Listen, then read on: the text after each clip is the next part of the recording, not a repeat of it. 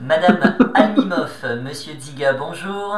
Vous êtes tous deux IAIPR, c'est-à-dire inspecteurs d'académie, inspecteurs pédagogiques régionaux en économie-gestion dans l'Académie de Dijon. Vous êtes donc en charge de l'organisation des formations qui relèvent de l'économie-gestion dans l'Académie. En quelques minutes d'échange avec vous, nous allons essayer, en quelques questions, de cerner les enseignements et les formations qui se cachent derrière ce label.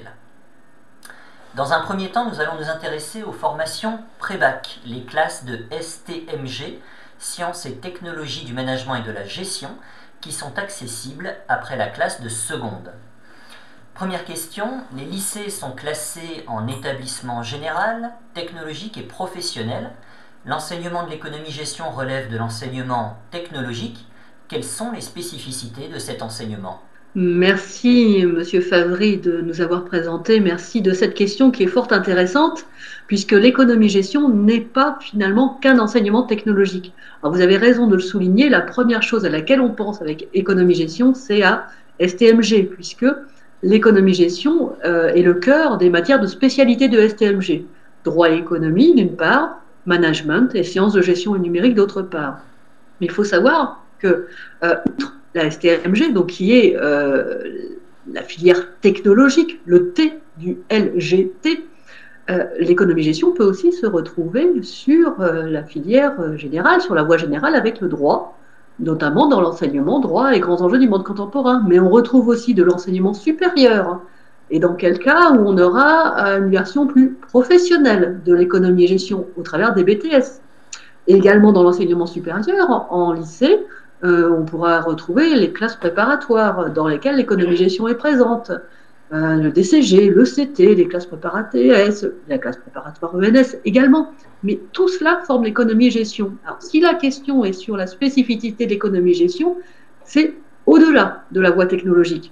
Si la question est sur la spécificité de l'enseignement technologique, eh bien, c'est que l'enseignement technologique, donc la filière, la série STMG, ce n'est pas du professionnel, faire une démonstration par la négative, ce n'est pas du professionnel, ça ne prépare pas un métier, ce n'est pas du général dans le sens où ce n'est pas du conceptuel, c'est on explique des concepts d'économie et de gestion par des exemples tirés de l'économie réelle, par des exemples concrets. Une forme de troisième voie, en quelque sorte.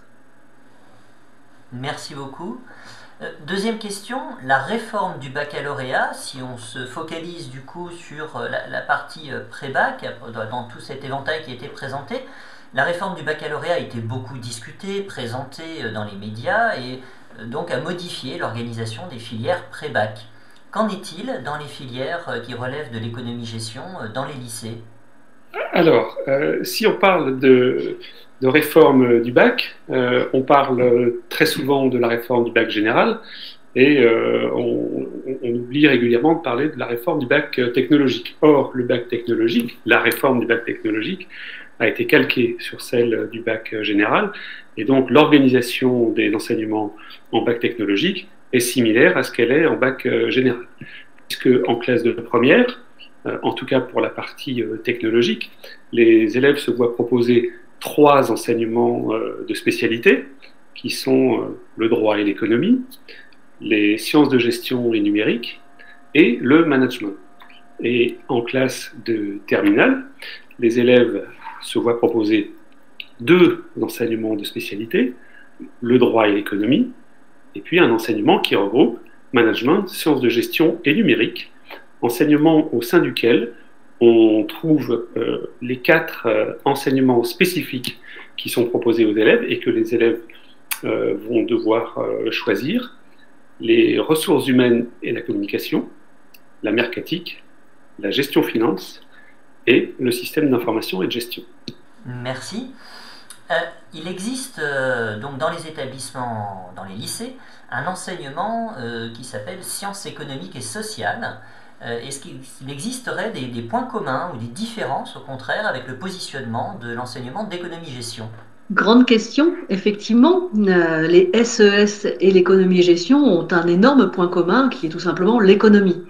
L'économie s'enseigne dans ces 2 voies, dans la voie générale, celle de la spécialité sciences économiques et sociales, et dans la voie technologique, reprendre le parallèle sur les enseignements de droit et économie en économie et gestion. Alors vous allez me dire, économie chez les uns, économie chez les autres, certes, l'économie reste de l'économie. On est sur le même fond scientifique, sur le même fond notionnel. En revanche, ce qui va changer dans l'approche, dans l'enseignement, c'est la didactique. Autrement dit, on n'approche pas l'économie, on n'approche pas cet objet, ce même objet, sous un angle identique. En SES, on va l'approcher de façon conceptuelle, de façon notionnelle. Ça n'interdit pas, bien sûr, d'utiliser des exemples.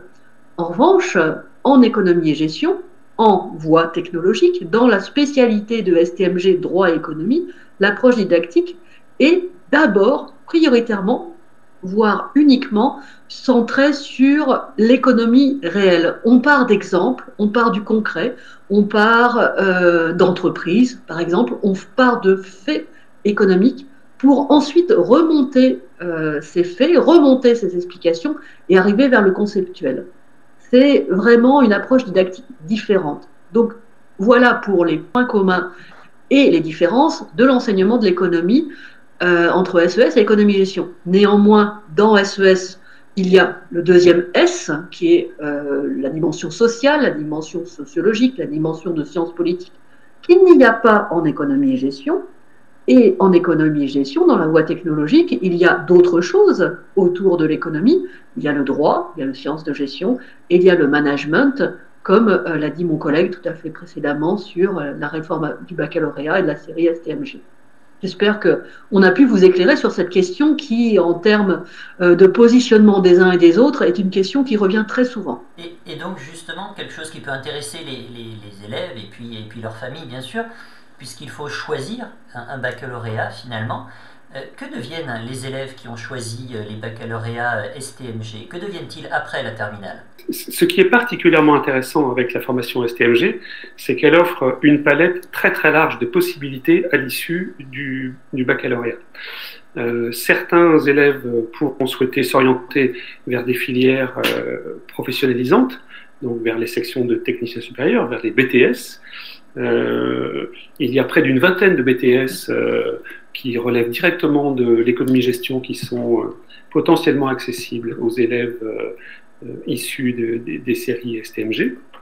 Et puis, d'autres élèves peuvent choisir de s'orienter vers des filières moins professionnalisantes directement, mais qui vont les préparer à obtenir un niveau de formation qui leur permettra d'obtenir à terme des professions qui auront plus trait à des décisions stratégiques plutôt qu'à des décisions opérationnelles. Et je parle là des formations en IUT, donc des DUT ou BUT. Il en existe un certain nombre. Je pense par exemple au BUT gestion des entreprises et administration, ou au BUT gestion administrative et commerciale des organisations, et il y en a d'autres. Et puis, parmi les autres formations vers lesquelles ils peuvent s'orienter vers l'université et par exemple vers des licences de gestion, mais aussi vers un diplôme qui est le diplôme du DCG, le diplôme de comptabilité et gestion, qui constitue le premier jalon de la filière expertise comptable. Et puis, je n'oublie pas les très bons élèves de cette série qui peuvent prétendre à intégrer des classes préparatoires aux grandes écoles de management, de gestion et de commerce. Merci. Et pour terminer, une dernière question à tous deux peut-être. Quel conseil donneriez-vous à un élève de seconde qui aujourd'hui envisage de s'orienter vers la filière STMG? De s'intéresser au monde réel, de s'intéresser au monde économique au sens large, on n'emploie pas le terme économique comme une science, mais de s'intéresser à son environnement, aux liens qu'il y a dans les achats, les ventes, les offres et les demandes des uns et des autres, et de savoir comment tout cela peut fonctionner pour que